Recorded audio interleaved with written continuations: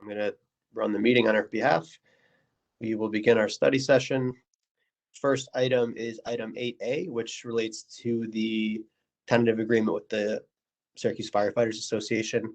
Councilor Majuk and I have scheduled a committee meeting. It'll be on the 28th of January. So we'll discuss that item at that time.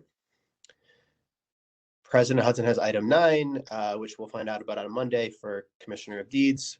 And then we'll go to item 10, Councilor Driscoll.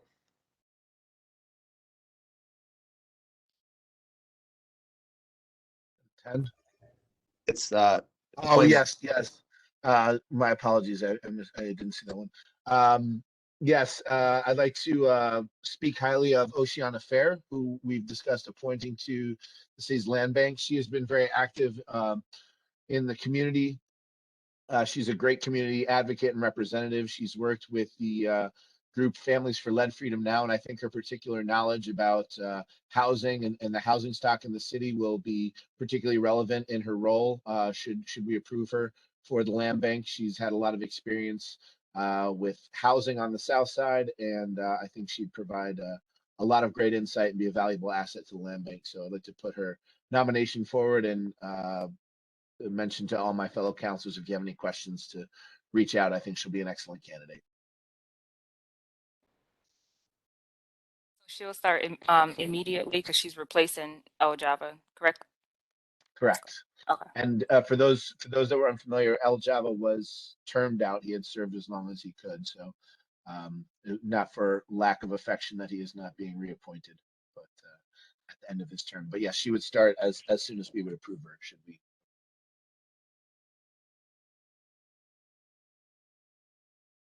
Councilor Green, can I say something right quick? Sure. Yep.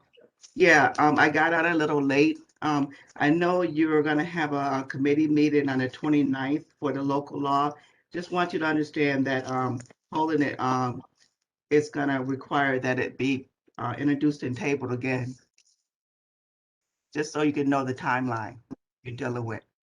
Okay, understood. Okay, all right.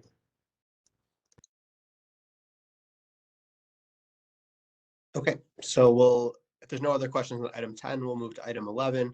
Item 11 is the agreement with Syracuse University. So I'll start by having Commissioner LaFave give us some updated information you shared with the council this morning.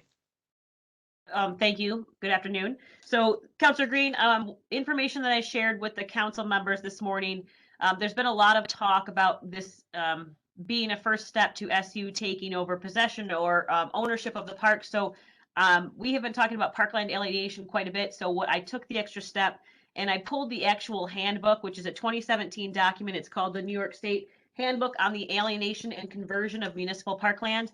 And I went through and I didn't put any, I just copy and pasted the exact words from this document because I think it's important, as it seems to be, again, people thinking that we're giving ownership over to SU. So I just wanted to highlight a few sentences that are directly from that document. And then I do have the steps that would be required if we ever wanted to alienate Parkland. So first thing, Parkland alienation, the definition, you can stop me or tell me to skip ahead because you've seen these steps, but Parkland alienation occurs when a municipality wishes to convey, sell, or lease municipal parkland or discontinue its use. A municipality must receive prior authorization from the state in the form of legislation enacted by the New York State Leg and approved by the governor. The bill by which the legislature grants its authorization is commonly referred to as Parkland alienation. There is further a definition of what type of land is subject to Parkland alienation. Parkland alienation, the process applies to any dedicated municipal parkland, no matter of the size. So that is definitely relevant to this topic. As it speaks to defining what a park, municipal parks and recreation facilities must be kept open to the public on an equitable basis. Restricting access to local residents when parkland had previously been open to the general public is an alienation. So if anybody fears that this is turning it over, the alienation process would automatically apply to this. There are other issues that would complicate this. Again, if beyond all of our terms and our jobs, somebody wanted to do this. There's another alienation issue, which is called conversion, and that comes into play when there's state funding. land acquired or improved with state parks grant funding, which definitely applies to Thornton Park, whether owned by a municipality or not-for-profit entity, is subject to restrictions on use and conveyance. The actual steps of the alienation process, and this is again straight from the handbook. Number one, and I'm going to tell you the steps that as they relate to the state level and the government level, and we'll even talk at the National Park Service level, there would have to be steps in this process that come to the council as well at the local level. And Joe Barry could speak, you know, if we really wanted to, where it plays in there, but just know that these again are just the state level, not future involvement, future approvals from the council. So for the alienation process, number one is to determine if state or federal funding has been allocated to the park. In this case, it's a yes, so that means later on we have to do another step of the process. Number two, complete the Parkland Alienation Municipal Information Form. These forms go to state parks and would require a member of the state ledge to sponsor the alienation bill. Next is the state ledge rep who is sponsoring the bill would have to draft and introduce it at the state level. A sponsor would be needed at both the Senate and Assembly to pass the bill. The next step is a seeker, and the next is a passage of a municipal home rule request. Both of those steps would require council approval. Even if you got a state approval, it still has to get a council approval. Because Thornton Park has received funding, an additional 7 steps would be required if any single portion of the park were to be turned over, and this is the conversion process. And again, I'm pulling this straight from the state handbook. An environmental review documentation pursuant to the National Environmental Policy Act. Number 2, determine the effect of the conversion pursuant to the National Historic Preservation Act. 3, select replacement plan and submit appraisals. And that's key because you can't just give a land away without replacing it. So even if there was some body who wanted to give Thornton Park away, other lands would have to be identified. But again, that's not anybody's intention. Number 4, ensure the replacement land and remaining land meet eligibility requirements. 5, coordinate review with other federal agencies. 6, prepare survey maps. And 7, submit the package to the National Park Service. So I felt that it was really important to lay these steps out because we kept just generally saying the terms Parkland alienation would apply. But it is a very detailed process with approvals even at the national level if we ever went this way, which this agreement is not what the intention is. So I hope that answers some questions, and if I can certainly supply the document that comes directly from the state. Thanks, Commissioner. Do other councilors have questions on this item? Hello, everyone. I have- Hello, everyone. So I just wanted to mention, I talked to several counselors, but I wanted to put it out there that my concern is that I think it looks and appears to be very good, but it is also our job to make sure that our community understands exactly what is going on. I think it's very important that, you know, I'm getting a lot of emails and some phone calls from constituents in the community who was concerned about the relationship with Syracuse University and Thornton Park. So I really hope that we can have another session or another meeting to discuss this, to make sure that everyone understands, like some of the verbiage, just like you, Julie, explained that and was able to break it down. I think it's so important that our community is aware of what is going on. And if they have questions, that we can sort of answer the questions before we move on.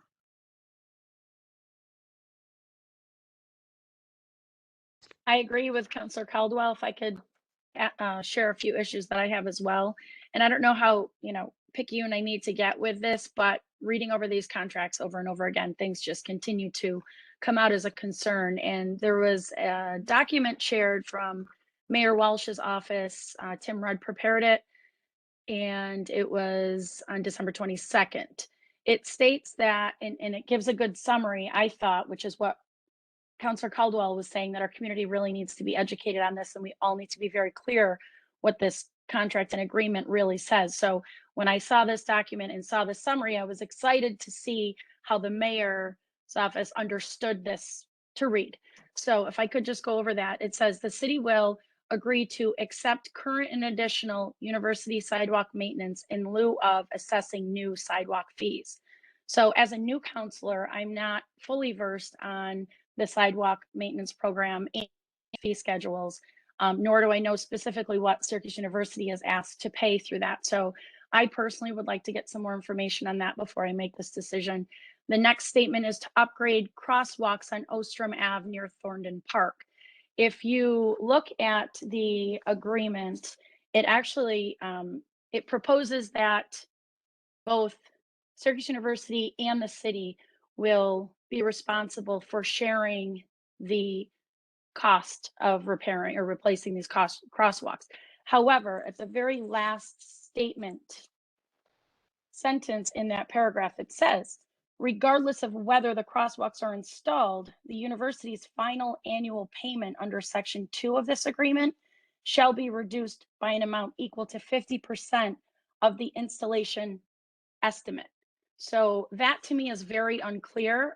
It was clear that, again, SU and the city both shared responsibility in repairing those crosswalks. But when I read that last sentence, I don't understand why we're potentially reimbursing them 50% of work that just was not done. So if you can clarify that, that would be great. I don't know, Commissioner Collins, if you want to comment at this point, or if all of these details should be deferred to the meeting that Councilor Caldwell proposed we have. Yeah, so Councilor, it's we've talked in previous meetings and certainly with the previous council about making sure that we are able to be able to speak to these issues, and so which is why we've had we had a meeting with the previous council. We've also myself and Councilor Driscoll have met multiple times with Thornton Park Association, met with TNT. Councilor Green has joined us with some of them. So we've been trying to be super responsive to all of the concerns, and we've been frankly hearing a lot from the groups that are always interested in the other parts of the agreement, and specifically the UNSEC portion of it.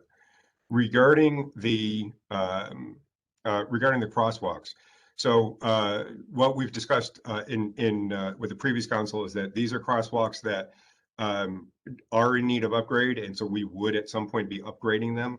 The language at the end there is simply assures that we actually will follow through with upgrading both of them. So you're reading it correctly. It's simply a guarantee in there that the work's actually going to get done. But it says of the installation estimate, it says regardless of whether they're installed. Which is why we must install them, and frankly, for the safety of those that are looking to be crossing Ostrom. So it's this is something that we know we're going to do. We fully intend to do. So we're simply committing ourselves to doing what we know is going to be in the best interest of the pedestrian safety for that area. Okay, understood that it is a safety priority to have those replaced, but I just have a problem with that word regardless. Can we change that terminology to say when crosswalks are installed? I mean, because it does give an out. I don't know. I trust our city. I don't necessarily trust the other partners in this agreement. Well, understand. So I understood. What I would say is that the trust in the city.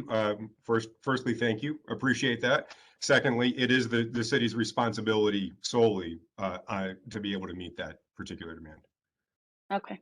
So there's not. Okay. So the point being, we are not dependent on anyone else to be able to meet that. So it's fully in our court. Okay. The next point that is made in this memorandum is that to provide assistance and coaching related to the permitting process.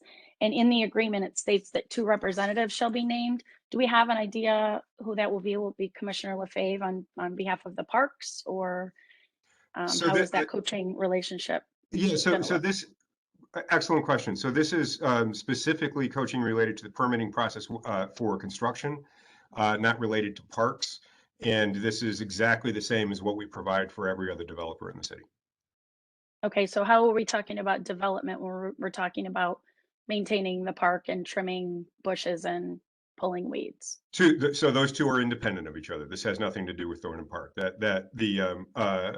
What we're talking about in that specific instance has to do with development on campus or other city-owned property. If they want to expand a building, create a new building, what we're saying is that our permitting department would provide the coaching necessary in the same way that we do with every other developer in the city.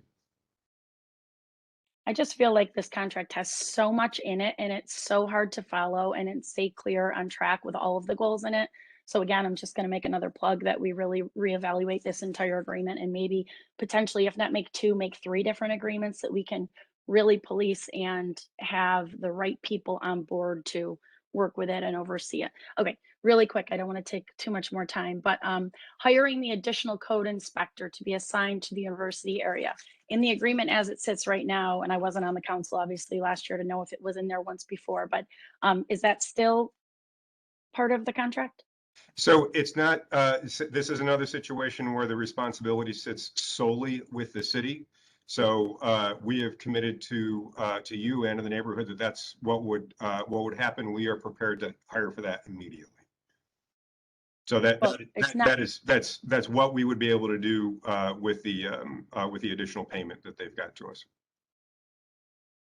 Okay, but it's not spelled out in this agreement though, so Correct. should it be? Well, so we are not holding, that is not something for us to hold Syracuse University accountable to. That's something that between the council and the administration, the council can make sure that the administration has got that in the budget, and you'll see it in our budget. All because Syracuse University wants their own code inspector? So where's the justification for that? So when you look at the fact that that neighborhood is unique in the type of rental that is there, it's something that we felt is a good way to respond to the concerns that we have from the neighbors. We consistently hear from the neighbors that this is something that they want, and so we've committed that that's something we can do with the funding within this to be able to support this desire from the different neighborhood groups and individuals within the neighborhood that reach out to us. Yeah, Okay, if would I it be could just- possible to, go ahead, Jeff. Oh, no, sorry. sorry. I just want to say as the counselor who's been, this is in my district, and I've heard from a lot of people saying, if SU really wants to help, why don't they do something about the code violations that the kids in the neighborhood are continually doing? And that's exactly what's included in this agreement. This is something that the community has vocalized many times, that they wish there was more of a code presence in the university area due to, college students create problems that are not typical in the rest of the city. So this is, part of this agreement would be the extra code inspector, which I think would be less so in SU's interest than it is in the community's interest, that that we keep a closer eye on code enforcement in that neighborhood. So I didn't mean to interrupt on your questions there, but just for some illumination from my perspective, as council's been working on this is something that would definitely be a bonus for the neighbors adjacent to the university, rather than primarily being a act of self-interest from my perspective. I appreciate that perspective very much. It helps me a lot. And also, can we assume then, is there a map somewhere that shows where that particular code inspector will be assigned to? And will they be Monday through Friday 100% there, or as needed, or what's the expectation? So no, that would be someone that would, their job is that particular neighborhood. So code enforcement, and happy to have Code Director Dishaw meet with you and be able to lay out how all of our code inspectors are laid out across the city. We've got 9 regions that are designed very specifically for equitable work among the code inspectors, so that everybody's able to get to the same number of buildings. Because of, again, the unique situation and the requests from those that live in the neighborhood related to more code enforcement, this would be someone that their job would be specific to those neighborhoods. Okay, I can follow up with Commissioner or Director. Yeah, That would be we great. can follow up with that. Absolutely. Okay, just to kind of see the map of what the neighborhood is, because I've met with some of the constituents up at Westcott, both landlords and renters and homeowners, and I just kind of want to understand what service this actually provides, and to kind of allay some issues and concerns that they have. So that would be great to have that detail. Happy to have that conversation and share with you the conversations we've been having with those groups. Okay, super. Last point, and that is the to provide community service officers to post at Shine and South Campus. So in reading this agreement again, trying to understand on page 4, where it states the $500,000 is going to the neighborhoods, but then 4A states that out of that 500, 125 shall be allocated to the police department to maintain secure and safe neighborhoods. And then the 375 will go to the UNSAC. So skipping ahead to page 9, where it states that at least 2 sworn now probationary officers will be assigned to University Hildegard and Shine Center. So am I to assume then that those 2 CSOs are those 2 CSOs, or are we talking about 4 or more? No. So good question. So they appear in separate parts of the document because they are separate from each other. So the 125 and 375 together, that is the 500,000 that is related to UNSAC very specifically. So that overtime is related to overtime patrols within the neighborhood, as has been the case for 20, 25 years, however that's gone with that agreement. So there's no change to the UNSAC agreement, part of that, for which you see the 125 for overtime. What you see related farther down around the placement at Shine, that is what comes out of the additional money paid for by the university. Okay. So one last thing, I know I said it was the last thing before, but when this memo refers to the UNSAC agreement, $500,000, and I believe I just heard you say the same thing, is it technically 500,000 or is it 375? Because that 125 is earmarked for the Syracuse Police Department. And as far as I can tell, UNSAC does not have any oversight on that contract. Is that true? Well, so I would reframe that for you, Counselor. Since this is specifically the University Neighborhood Service area, so that overtime is within the service area. So that it is a combination. That 500,000 is the combination of the extra police support, and again for the neighbors, as well as the money that goes out to the community organization. So together, those 2 components make up UNSAC. Okay, is there any way to get, again, a map or more detail on those 2 CSOs and where their territory or neighborhood is considered, just again, so when talking to the constituents and reminding them that they have 2 extra on duty on foot patrols? So the 2 CSOs that's separate. So that is, so what we're talking about here with UNSAC and the neighborhood patrols, yes, absolutely, we can get you a map for it. The CSOs are separate.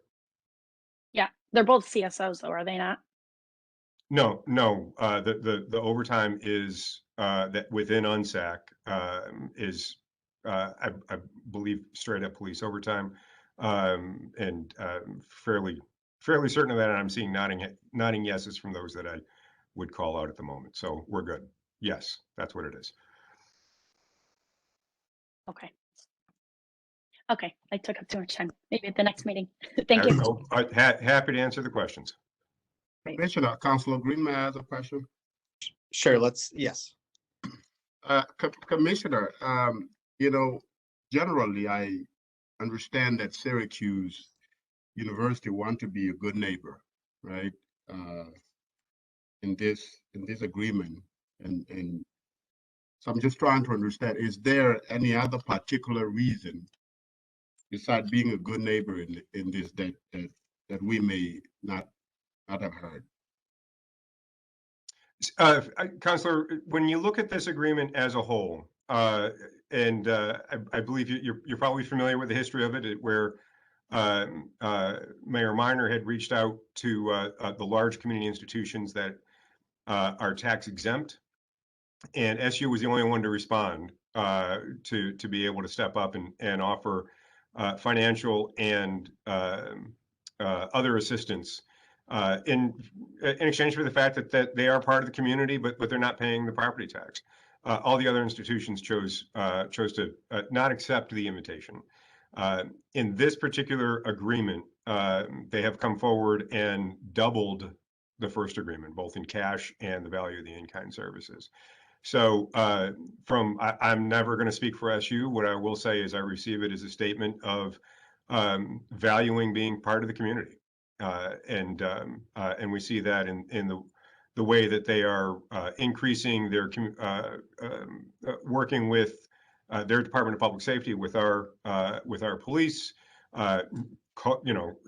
hard cash payment to the city that is very significant. as well as the other shared services that we're talking about in here. So that's the way I take it. Okay, so the definition of temporary services under number 6, is that the same thing as what's defined under Walnut Park? Counselor, give me just a second. I've got too many tabs open, and so I went to scroll to number 6, and I'm in the wrong document. So under Thornton Park, number C. You see that? I will in just a second. I'm back into where I need to be. Thornton Park. C. So you are on bottom of page 7. Yes, sir. Yes. Temporary repairs. Is that the same definition outlined under Walnut A? I believe it's exactly the same, but let's go back and take a look. And if Commissioner LaFave or anybody else wants to speak in, then we're good here. Yes, that is basically the same as what we have in A. Okay. I would feel that it probably makes sense to get it outlined under there as it is outlined under Walnut Park. I think it will make more sense for me, and that would be all for me, Councilor Green. Councilor, just to clarify, I heard you right. You're just saying to highlight it within there. Yeah. So when you look at Walnut Park under 6A, which is Walnut Park, you under I is highlight there is including snow removal, mowing, weeding, all of those basic maintenance. And I'm wondering why they were never also, highlight as to what they would be doing exactly. So Counselor, that is within section B within Thornton Park, where it says maintenance is hereby defined as non-capital improvements such as snow removal, mowing, weeding, tree trimming, litter pickup. So we do have that in there. Okay. Right. That'll be all for me, Councilor Green. Thank you, Counselor. Counselor Green, if I could just ask that maybe the administration, I'm still looking for this Exhibit B, and at least the legislation that was sent to us from the city clerk doesn't have the Exhibit B, which is the monies that we will gain from the agreement through Syracuse University, the services agreement. So I don't know if I think that probably means something as far as the voting on the legislation goes. But I don't see it unless it was just sent to us.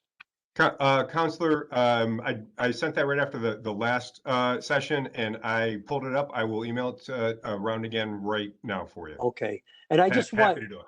And if I could just add a historical viewpoint, as many of you know, I spent 34 years in the City Parks Department.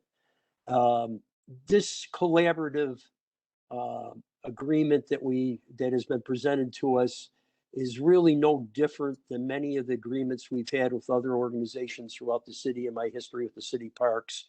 I particularly want to draw attention to a particularly contentious neighborhood issue a bunch of years ago where the Roberts School underwent a renovation and an addition which precluded the Southside American Little League from using the field behind Roberts School, which would have jeopardized their Little League charter, as a matter of fact.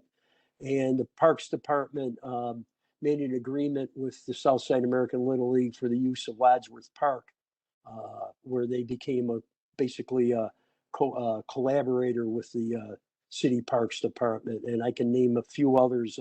When the Kirk Park Colts came back, Van Dyne Park, the Valley Little League. So, I mean, this is not outside a normal operational procedures for the parks as far as my history goes, as far as a collaboration with an entity that is a neighborhood entity. So I just wanted to mention that.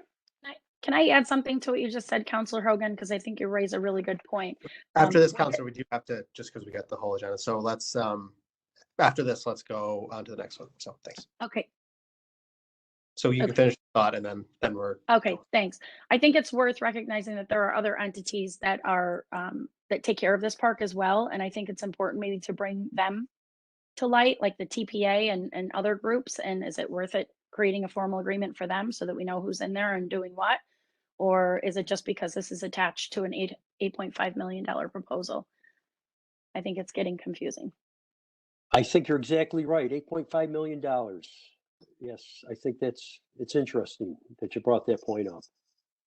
And we don't know If how I much could just, TPA. if I could just speak on that specifically, just, it's not been brought to the council yet because we're working through it, but so taking TPA and just focusing on, let's say, sports groups who use our facilities. Kirk Park uses the Seal Center. We have the Grizzlies use Norwood Park. We have no such agreements, and we're actually already working on that agreements, you know, who owns what within the building, who's responsible for what type of maintenance. So we're actually already taking that process under, it's already on, we already have meetings scheduled, and actually later today, we're going in all those buildings to start inventory and everything, because we do have these types of agreements everywhere, but we're trying to formalize them. Thank you, Commissioner.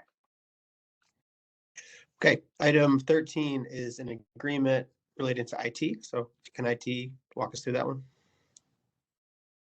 I am sitting in for IT, Frank Oliva, the Chief Administrative Officer for the city. This is an expansion of an existing ordinance, raising the dollar amount. We are finding it continuing to be difficult to hire technical folks on the IT side, so we're using consultants more and more. We have 5 consultants on 5 consulting groups on contract. We rotate the work amongst the 5 of them, depending on their availability and specialties. The original cost was a not to exceed $125,000, and we're asking to double that from the current budget, with transferring it from salary dollars to a not to exceed $250,000. Any questions on this? Okay, thank you. Item 14 is a proposed appropriation of ARPA funds for a downtown festivals fund. I'm not sure who's presenting this one. Councilors, Sorry. Jen Tifton. Oh, sorry. No, it's me. I'm sorry. I couldn't Sure. find my mute button. Yes, we are proposing to appropriate funds from the American Rescue Act in an amount not to exceed $375,000 to enter into agreement with the Downtown Syracuse Foundation. The purpose for this request is the administration's effort in collaborating with the Downtown Committee to help these festivals that have found themselves having to get rebooted and restarted in our community up and running again. It is an opportunity. Again, we pride ourselves in being a great festival community. COVID has impacted that. The purpose for ARPA funds is for recovery from COVID impact, and that has been one area. I know America is on the call, as well as Jen Tift, if either of them would like to speak as well.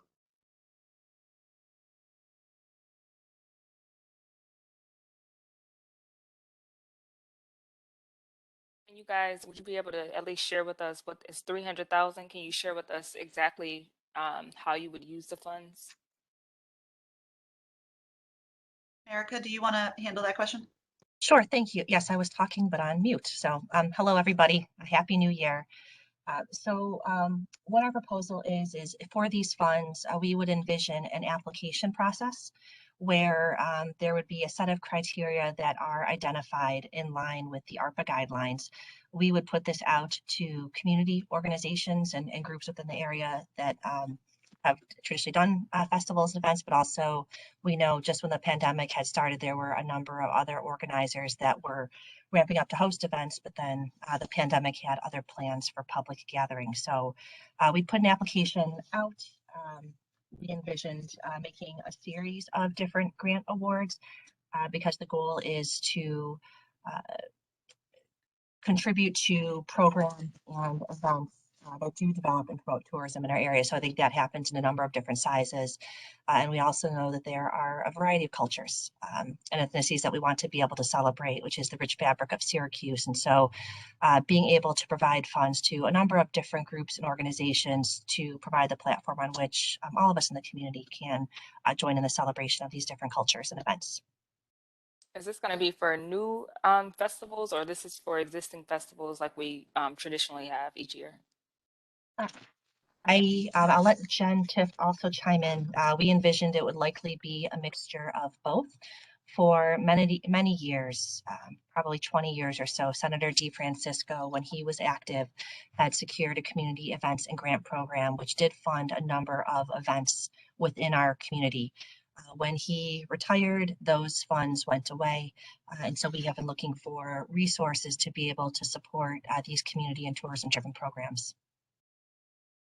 Also, Council, if I can add, while we're proposing it be administered by the foundation, the Downtown Foundation, it would receive applications citywide, not just downtown. So how does that work? So if I have a organization, I can just come down, apply, say I want to do a festival July 4th weekend. I would have to apply through you guys and you would fund the festival? Like, how does it work exactly? Sure. So, well, because it's utilizing ARPA funds from the city of Syracuse, right? The events just have to take place within specified areas of the city of Syracuse. So we would be seeking applications be submitted to us at least 3 months prior to any event or program date. So we'd be requesting information about the date of the event, the location, the description, how the event or program or the vendors within have been negatively impacted by the pandemic. How will this event be marketed? What sources of additional funding have you secured? So we envision this fund being a component of an overall strategy that event organizers use for funding these events. Yeah, and I'll just add from an ARPA perspective, I think what Marika just said is really important to know in terms of, you know, how ARPA is really an appropriate funding source for this. You know, ARPA explicitly allows us to support programming that has the ability to attract visitors and tourism to not just the central business district downtown, but other business corridors around the city, recognizing that obviously for a large part of the pandemic, those areas of the city were, you know, really without events that were bringing visitors and attracting business. And we know that when events occur, generally speaking, you know, folks will obviously go and hang out at the event, but many folks will go and then spend money at other small businesses, whether they be restaurants and bars in the area or small retailers and other types of things that are happening in and around the festival or the event. So that's really the tie to the, you know, negative economic impacts. And I think we do need to understand how the festival organizers in particular, you know, were impacted. And so we also need, I think, to know, and this is where I think festivals that have operated in the past in the city are probably at a little bit more of an advantage because they'll be able to have data to give us that indicates, you know, about how many people did they attract in the past. That just helps us to make the justification and the case necessary to say this is an event that's likely to draw visitors into the neighborhood and, you know, therefore create an opportunity for tourism and tourism related spending. So I know actually Councilor Hogan had mentioned this may be worthy of a committee meeting since it is a new program. So if the council is okay with that, I think that's probably the best route. So that way we can kind of gather all our questions and then spend a little time digging into detail. So I think that's what we'll do on this one. The next item is item 15, and it's a correction of the tax rolls. So I will give it over to Matt. You've got it. Morning, councilors. Matt OJ, Commissioner of Assessment. We're just looking to correct the current year's roll, 21-22, to reflect an incorrectly applied cleanup board up charge at 2024 Park Avenue, which is a vacant lot. Any questions? Okay. Sounds good. Okay, those are my items. Councilor Hogan, it's your turn. Thank you, President Pro Tem, I have item 16. Unless there's any questions, I'll call that ready. Okay, thank you. Counselor Majuk? Thank you, Pro Tem. I have items 17, 18, and 19. Two of those items are fire and one is police. Is Chief Monin, Chief?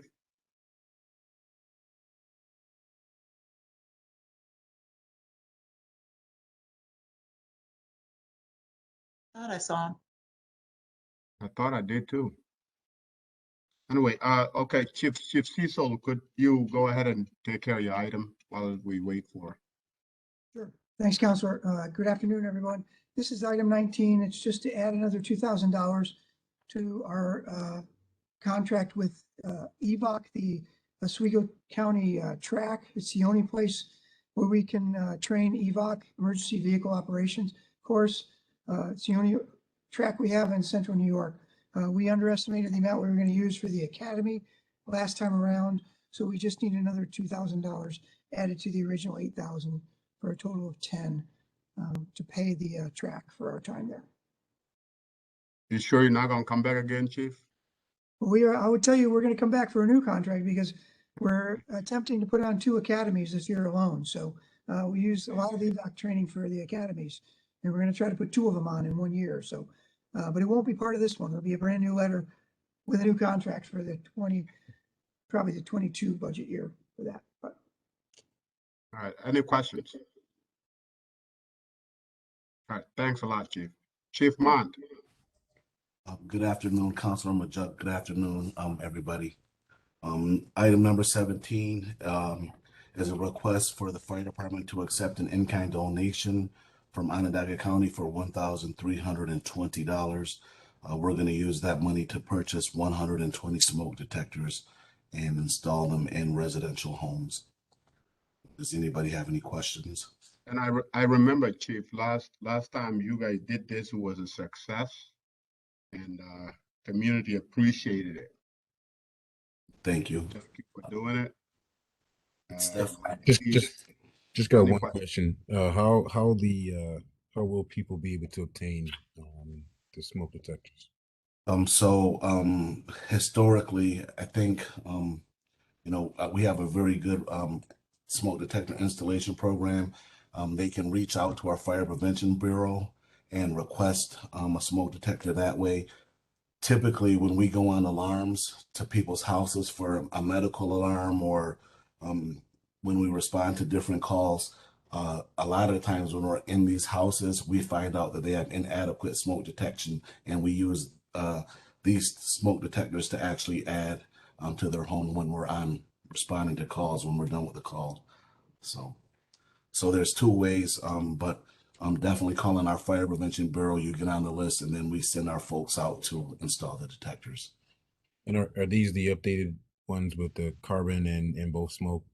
These will be smoke detectors with a 10-year battery, and then we typically each year purchase some out of our operating budget, but we install them. We install so many of them that we're constantly running out of smoke detectors, and we're constantly looking for avenues to get donations and using money out of our budget to make sure we have enough to install.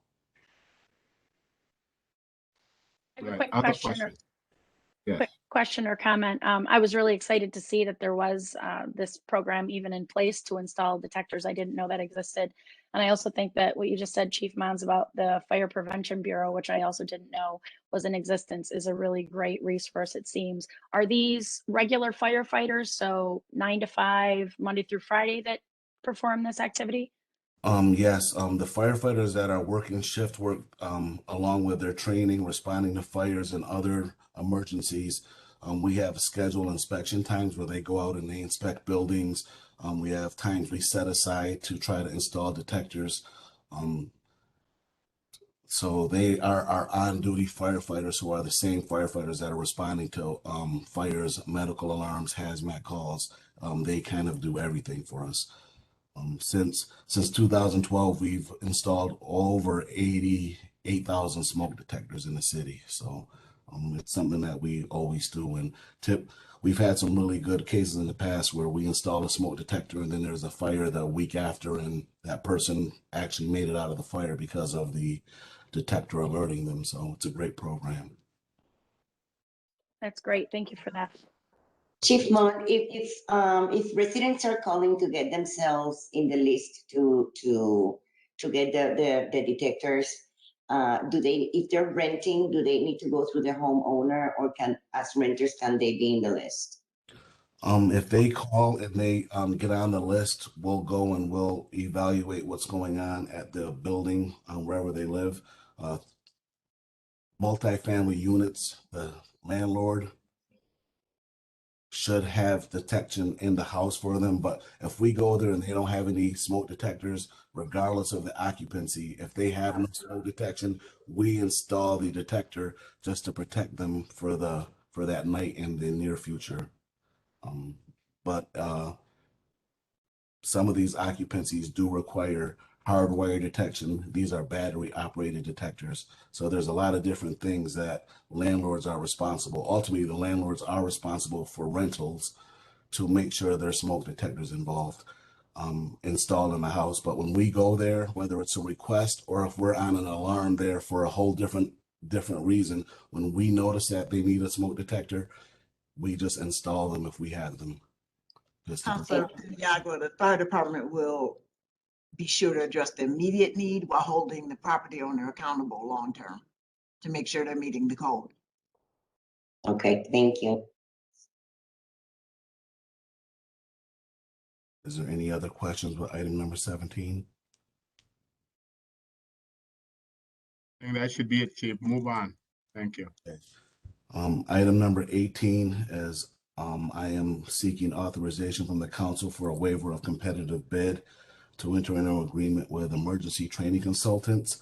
They're a sole provider for this targeted services that I'm putting in place to prepare city residents for the upcoming firefighter civil service test preparation for the civil service exam.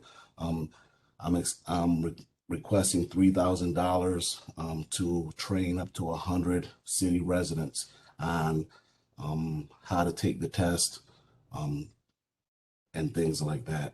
This company's been in place for 28 years, and they're the only ones that we know in the state that are that have this type of test preparation for the firefighter exam. This company is also giving this class outside the city. They're charging approximately $135 per person. The price that we're getting is tremendously cheaper than that. So on the legislation, I'm asking if we get between 0 and 25 students to pay for a class for $1,200. If we get between 26 and 50 students to pay $1,500. Between 51 and 75 students, we would pay this vendor $2,250, and up to 100 students, we are going to pay him $3,000.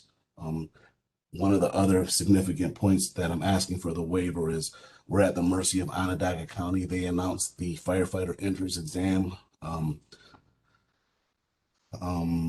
pretty much on January 3rd. We had 4 weeks to have people sign up for the test. I requested a extension. We got 6 additional weeks to have people sign up for the test, and the test is going to be March 19th. So we want to, as behalf of the fire department, we want to provide a test preparation course to help people score higher on the exam. So that's number 18. Yeah, thanks, Chief. Questions? I think, Chief, I appreciate what you are doing. We have always talked about making sure that, our fire department is diverse enough. Part of the lack of diversity is the process. The thing is, we, increase the chances of our city resident to be firefighters is certainly a great effort, and this here is good. Thank you for doing that. Other questions? Chief, quick question. How many people so far have signed up? Do you know? We're still getting the information out. I have somebody that's organizing it on our behalf. Our first initial goal is to get as many people to sign up for the test that are city residents. We're going to get a lot of people that aren't city residents to sign up for the test, but our goal is to get as many city residents to sign up for the test. And we're collecting a database. So February 11th is the deadline. We're securing a location now to have it, to have this class. I think we're looking at, I believe we're looking at February 19th to give the class. So over the next week or two, we're going to submit this information to all the people that we've been accumulating in our database. And I've been doing a lot of recruiting for 20 years. So I have a huge list of people that live in the city. We were using that information, and we're going out trying to get new people involved to be on our database. So we're hopeful for 100 people. I'm not sure where that's going to land based on the day of the test prep and all those things. So we don't have an exact number right now. Chief Mount, I have a few names to refer to you. Do I send that to you directly? Can I email the information of this young man, or should they go through, what's the process? Sure. And I know we reached out to the Spanish Action League, and we have an email that we would like people to email, and then that would generate a reply email that has all the information. And but if you send me that, Counselor Paniagua, I will definitely get that person the contact information they need to make sure we're holding their hand and walk them through the process. All right. Okay. I'll send it today. Okay. Thank you. One more quick informational piece. I think it's great that you're offering this educational training, because the better they can do on the test, obviously, the better for them and for recruitment. But I wanted to point out that I looked at the cost of this training independent of what your rates were, and it's $135 a person. So at 8 people, we're already, getting our money back, so to speak. So if you actually get 100 people, like I believe the maximum is, or 7,500.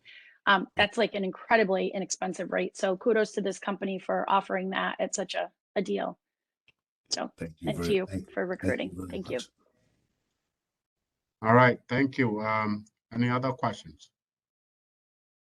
All right, that will be all for me, Pro Tem. Thank you. Thank you, Councilor Majuk. Councilor Allen. Thank you. I have items 20, 21, and 22. I do see that we have, I believe it's Pam from McCormick Barron. And I apologize, you had to sit through this an hour before it was your turn to go. So we're going to jump right into 20. I believe 20 and 21 are companion pieces.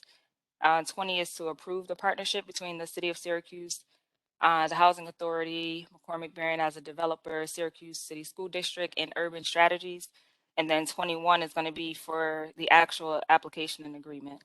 So I'm going to pass it to Deputy Mayor, and then you can pass it on to Pam and her crew if you like. Yes. Number 20 is a direct requirement of the application. These relationships are ongoing even now in order for us to do the planning and to move forward on this monumental project.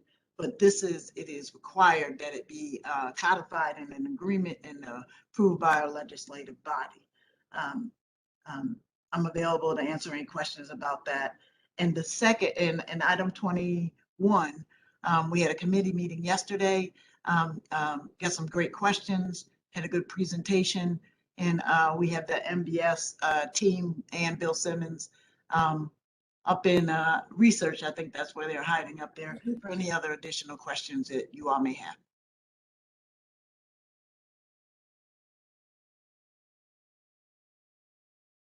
I know there was a question after the meeting yesterday in regards to the total funding of the project. Did you want to just touch on that a little bit, Deputy Mayor, please? Yeah, so, and then I'll defer to our team up in research, but yes, so the application is for $50 million. And the overall project, and this is the development, not only of the housing, but all the infrastructure and amenities for all three of that entire neighborhood, which includes McKinley Manor, Pioneer Homes, and Central Village, is projected to be about $800 million. Monumental effort and big number. So we are on multiple parallel tracks. The CNI application is just one of those. We have reached out to our state, our federal, and our philanthropic partners. We have a really great team in that McCormick Barron and their partners have gone through this process in multiple communities. Councilor Hogan requested Meg O'Connell to send. Pam was able to also get us some information. We forwarded that to the council to see some different projects that have gone on throughout the country. So this is going to be continual searching, planning as we move from phase to phase for this project. CNI is one piece of a very big puzzle. Pam, is there anything else you'd like to add? Yeah, I think there was a question related to number of applicants typically selected. I'll just give you context. My understanding is that there have been about 36 awards throughout the country, and that McCormick Barron Salazar has been a part of 16 of the total 36, as has Urban Strategies Incorporated, the people implementation entity. And then on an annual basis, our understanding is that HUD can see anywhere from 35 to 50 applications come into their office for review. And we typically see about 4 to 5, maybe 6 maximum selected on an annual basis. A number of applications that come in may be taken out because they don't meet threshold. And there's some just general requirements that all must pass to get through the general threshold requirements. And then there's additional scoring. And part of this is meeting the leverage requirements and other requirements to maximize scoring to the extent we can. So if you take that 50 applicants are, will submit, and this year it's gone up from 35 million for allocation to 50 million. So that may mean that even more apply. It's to be determined. We'll see what happens with that. But with that, then we go from that 50 applications, let's say, and then about 4 months later, you're notified that you will be selected if you meet that criteria for a site visit. And what we've seen is that typically the ones that have been invited for a site visit have also been awarded. So our goal is to not only get that selection for a site visit, but then also to be awarded.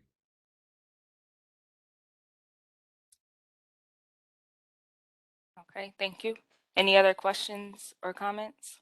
I have a question. In the meeting yesterday, in the presentation, there was a question that I'm not sure I remember the answer to, and it was they wanted to keep up the momentum, and they were talking about some monies that would need to be raised. This whole process takes a year or so, somewhere around there, to have the final approvals, if indeed we get them, which we will.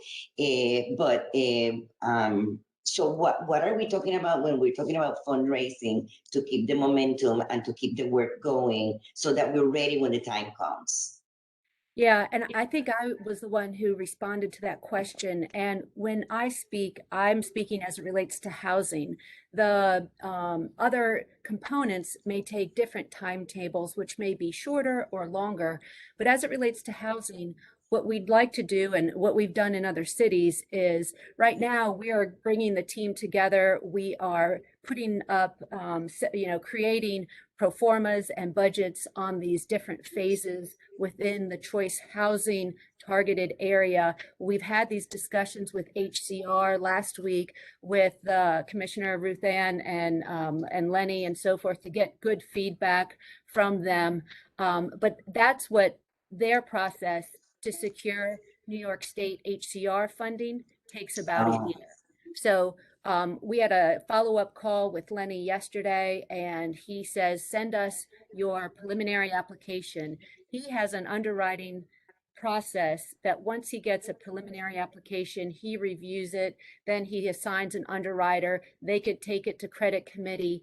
They then take it to a board meeting and get a bond eligibility resolution and then get bond inducement, because we'll be seeking low-income housing tax credits.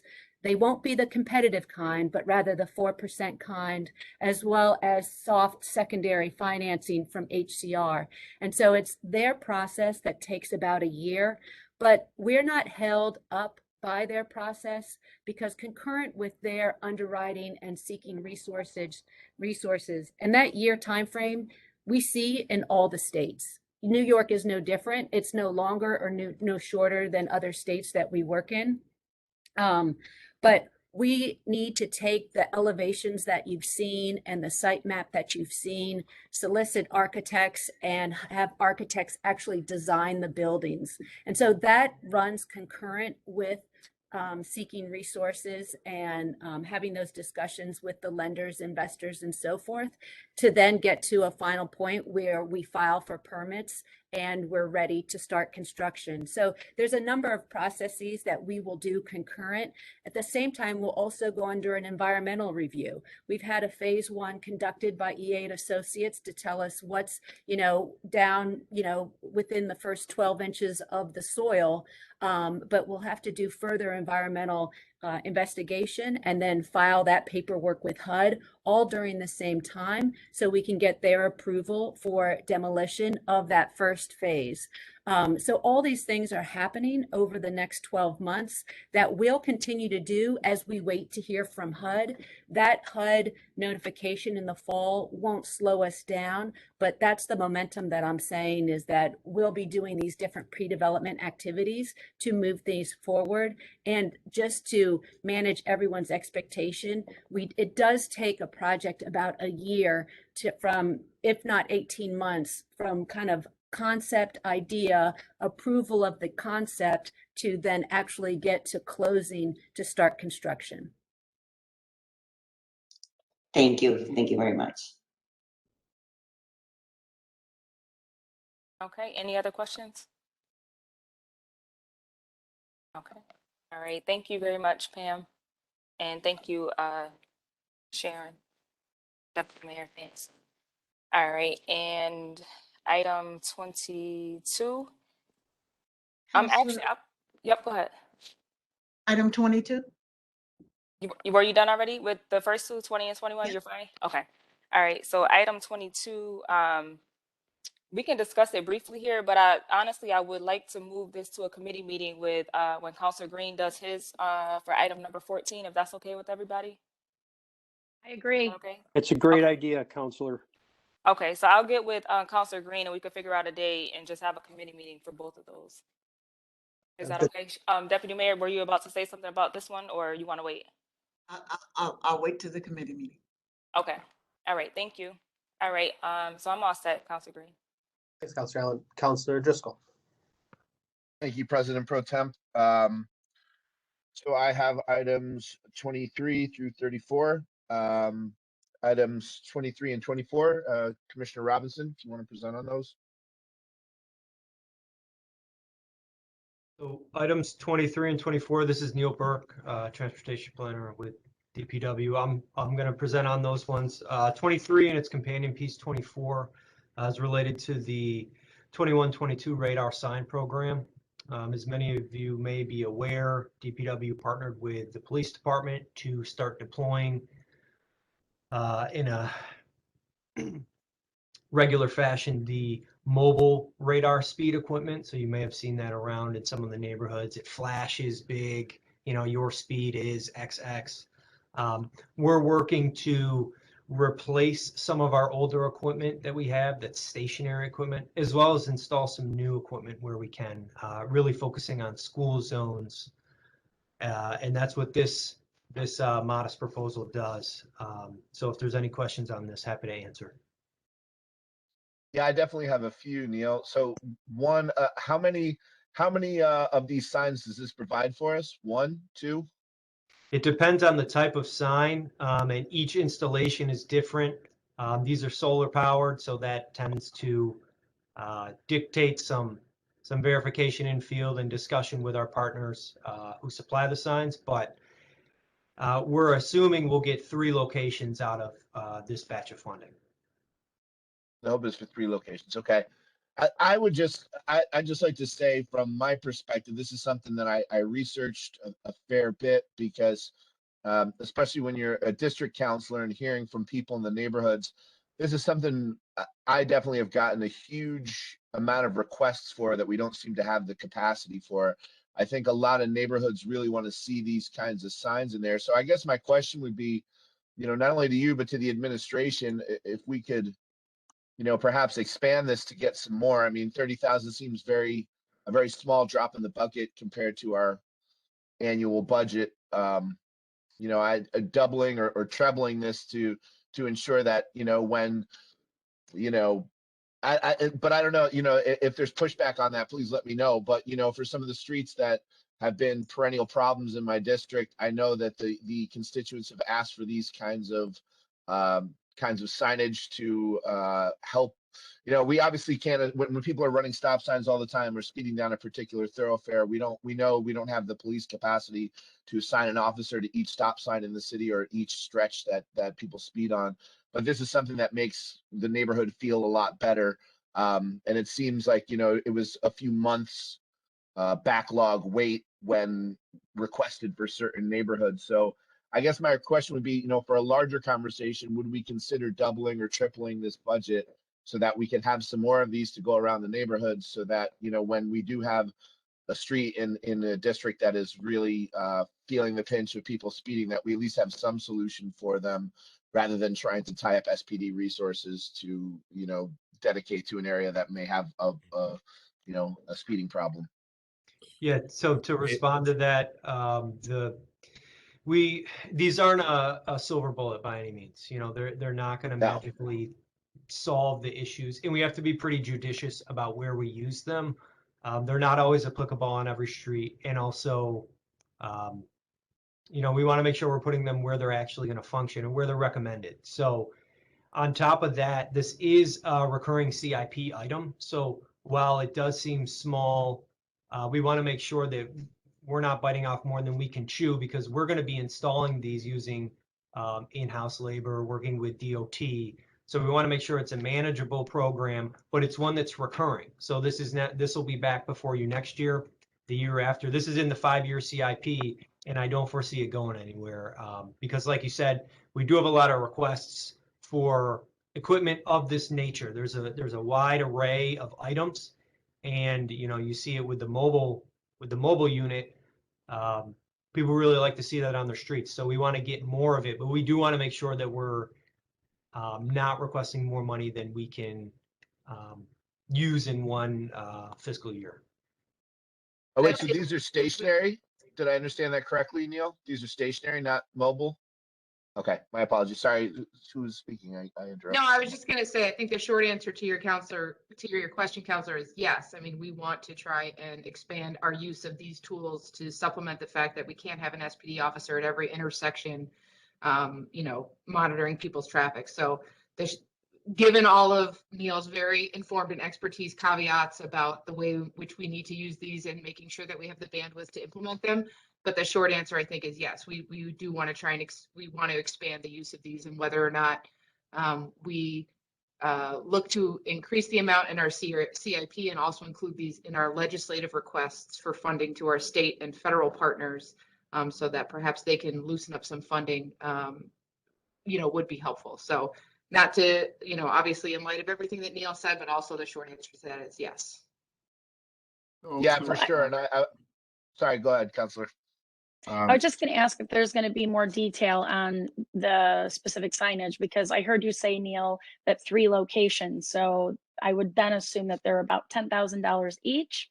And if so, what are you going to be doing with the data that comes from these signs, or are you not tracking data?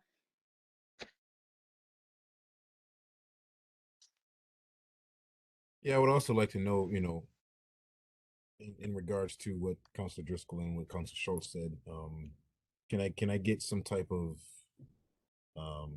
examples, or what equipment are you looking at, so that we can see what kind of price and what kind of funding that we have to provide, or if we can have a conversation about, just so I can get some more clarity on the $30,000 amount here. Yeah, but in addition to that, Corey and Neil, I think Chief Cecil would attest to this. I'm probably one his ear off in trying to request something like this. I have made so much noise in regards to making sure we have stuff like this, especially in my district. And I'm so happy that we are finally heading to that direction. I've been waiting for a long time. I think I made a case early when the ARPA money started coming out of a recommendation from constituent from my district, to make sure that there are streets like South Avenue where it is like the gate, one of the gateway to the city. People are coming in high speed, and I, thankfully to the police department, made numerous requests to make sure that the mobile speed reader is placed there.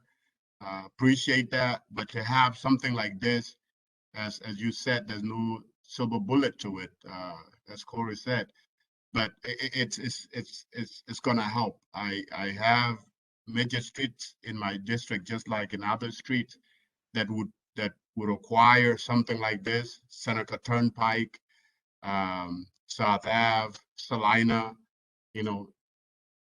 streets that are busy, and young children and elderly adults and animal live, are living there, and having something like this obviously doesn't solve everything, but it certainly helps. Certainly helps. So I'm appreciative of that, Corey. And I agree with Council Driscoll. If we can, increase or find a way to make more of these available, this would make more sense. And I'll be in supportive of that. So. Sure. And thank you, Councillor. And to address the previous questions, and also Councillor Schultz's comment in the chat, I think, we've really looked to invest in our transportation, both our staffing and the tools that we're using. So we'd welcome the opportunity to talk more about what we're doing, to Neil's point about the silver bullet, we're using speed humps. Speed humps doesn't solve every issue on us in terms of speeding on a street. There are a number of reasons why people speed. Sometimes it's the way the street was built, in which case it's a longer term solution. So, to all the previous counselors' questions about the type of equipment, what we do with the data, how we evaluate, we'd welcome the opportunity to talk about that in more detail.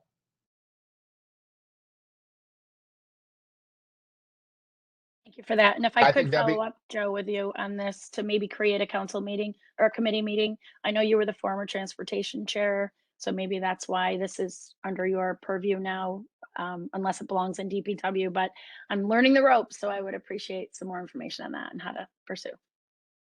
Yeah, there's a lot of crossover between DPW and transportation, but I definitely think that's a good idea. I definitely want to pursue this and have further conversations with the administration. So I think we'll start a thread and get that conversation going, Counselor. I think it's a great idea. Okay, do any other counselors have any comments on that? Items 22, 23 to 24? Joe, just, or Counselor. Yeah, go ahead, Hogue. Just, I'm just wondering why we're bonding for, why can't we just use ARPA money for that? And if ARPA monies are available for a situation like this, but that can all be taken care of in any kind of committee meeting you might have on this, so. Okay. Does anyone in the administration want to respond to that, or wait until we talk further about it?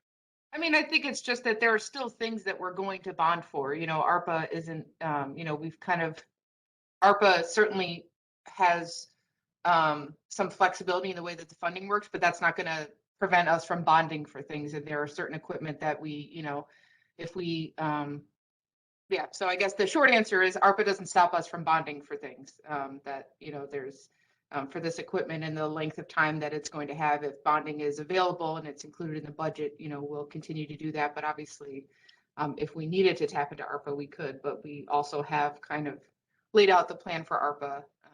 Just didn't include this, but happy to talk about it in more detail. Corey, yeah, I mean, yeah, we can talk about it later because Jen did send all the counselors a list of all our ARPA money that's been allocated and ARPA money that's in the pipeline and ARPA money that's been spent.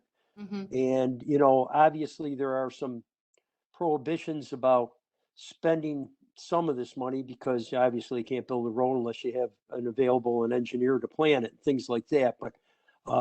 But I noticed that we have a lot of money sort of allocated, but not a lot of money in the pipeline. So that's why I mentioned to use some ARPA money for a lot of these issues. So. Makes sense. All right. So we'll continue that conversation, perhaps a committee meeting sometime soon. Items 25 and 26. I don't know if Commissioner Robinson wanted to handle that or if someone else is on that. That's the interstate lighting issue. Good afternoon, councilors. Ken Towsley, street lighting manager for the city. Items 25 and 26 are to start the interstate lighting issues that we have. Looking for $250,000 to address a lot of our underground power issues, pole replacements, and traffic control needed for that work. The phases that we're looking to accomplish first are 81 north and south, going south from the Salina Street exit to the city line, and 81 north from city line to the Adams Street exit. That includes all on ramps and off ramps as well.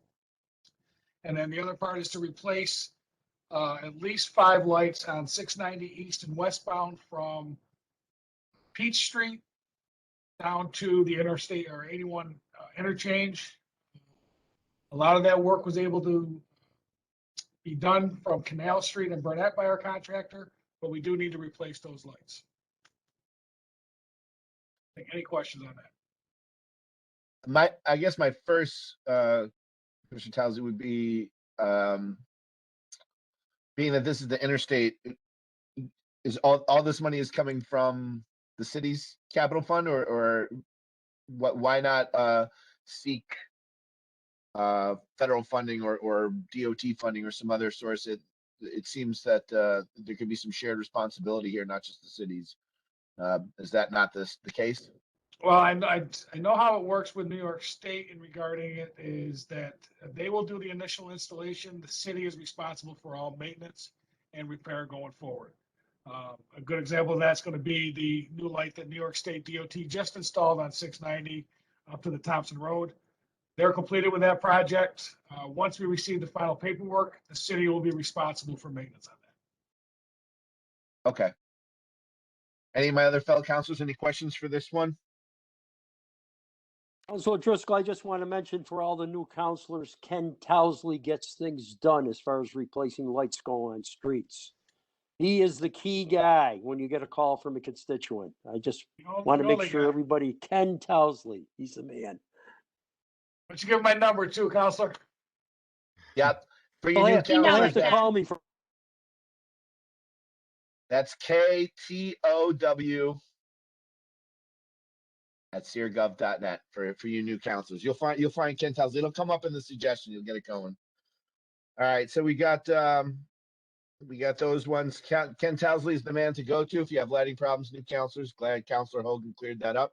Any other comments or questions from my fellow councilors on this item? No? All right. Items 27 and 28. Again, Commissioner Robinson's team of the South Geddes Safety Study and the 400K going to implement that. Neil Burke, DPW, again. This is in a continuation of a study that we undertook with Syracuse Metropolitan Transportation Council in 18 and 19 about safety issues with South Geddes Street, specifically for pedestrians. I think those of you familiar with the west side of town know the area underneath the railroad bridge as one that is quite harrowing, whether you're crossing it on foot or you're seeing someone cross it.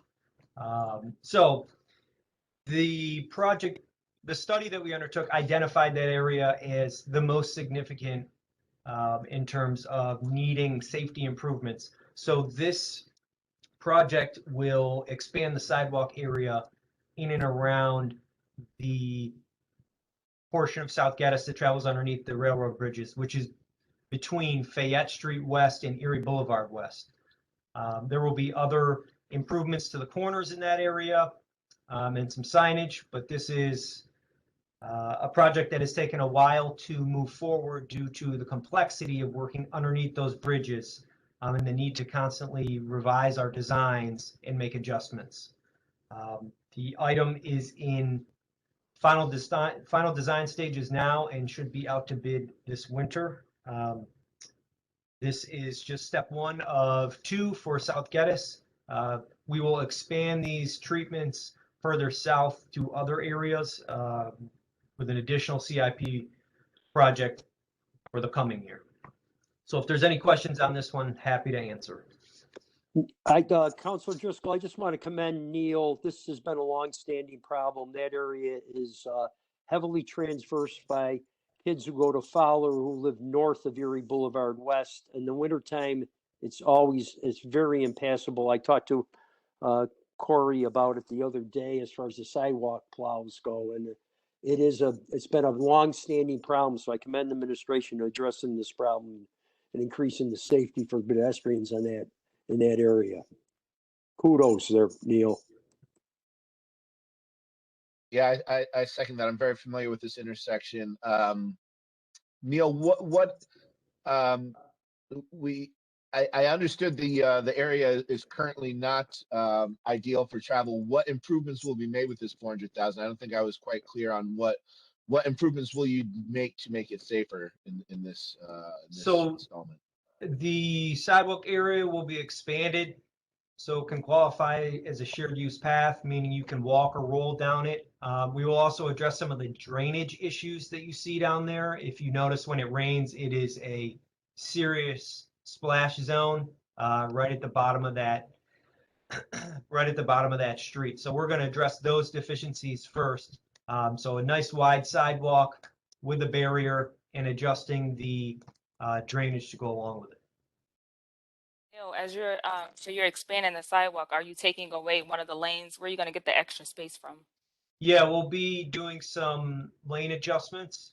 We'll lose a lane northbound, or excuse me, southbound, but we've had it worked through by the engineers to make sure that everything will still function and traffic will move as smoothly as possible. It's not going to address the lingering merge issue people have, or some of the capacity constraints that you see there. That is a major north-south gateway, I think, as we all know. So until we get another one, I think we're going to see a lot of traffic through that intersection, and AM and PM peaks, it will still be congested. Yeah, I work right around the corner, and the merge, that's dangerous if you're not paying attention. It really is dangerous. People are rude. They don't let you over, so it is dangerous. Maybe we'll go out there and flip a sign around and say, please be kind. But we will also be including in this some modest signage improvements, advanced warnings of that merge and things like that to get your attention. There's no way to solve for that merge, at least right now, but we want to make people aware as much as we can and make sure that we're also compliant. Councilor Allen, maybe you can prevail upon Neil to map you a new way home from your workplace. Or yeah, I can just come he is in charge of transportation, you know. We do have the bike share, although it's a little cold, I will admit. Right. Biking in Syracuse, January. I love it. All right. Any other questions on this one, team? Again, echo Councilor Hogan's sentiment that this is a great development for the city and make that area safer, which is much needed for the kids traveling from Fowler to the north. Unless my fellow councilors have any further comments, move on to items 29 through 31. Again, this falls under Commissioner Robinson. I don't know who on the team wants to take it. I'll just jump in real quick to say, because we got Pat Monin on here too, who oversees the operations of our garages. That 29 is just rescinding the bond ordinance of the council members. We came before this body last year to bond for some of the costs for the revenue control equipment upgrades and the security upgrades in our garages, and we ended up using ARPA money for those projects. So we are rescinding the the bond ordinance that authorized us to bond for those costs, since they were supplemented by ARPA funding instead. Excellent. Yeah, I Good thought you might like that one. And then 30 and 31, this is part of our, standard each year rehab program for our parking garages. I have Pat Monin and Kelly Haggerty on here from engineering, the team that kind of oversees our parking garages. I'm sure anybody who's been in them knows that there's no shortage of capital improvements that can be made in them. But if anybody had any specific questions or any general questions, just let us know. Counselors, any questions on these items? No? Counselor Hogan is going to replace President Hudson's Marchicelli requests with ARPA requests.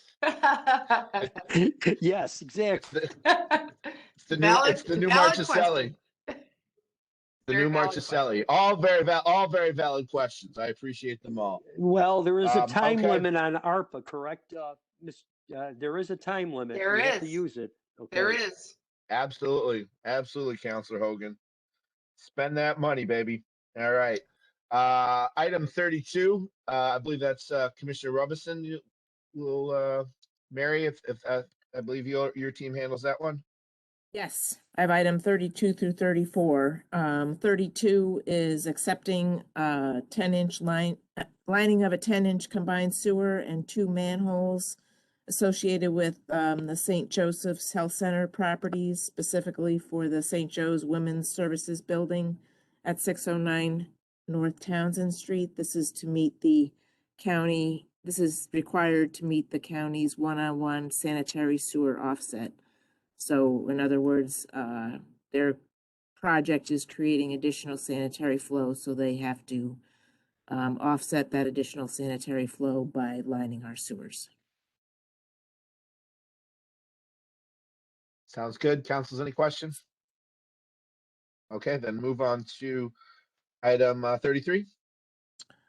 33, the county was out lining one of their own sewers, and they found that our sewer, which runs adjacent to the creek between Kirkpatrick Street and Spencer Street, has a lot of inflow and infiltration. So they are offering, with their contractor they currently have in place, to line our sewer between Kirkpatrick Street and Spencer Street.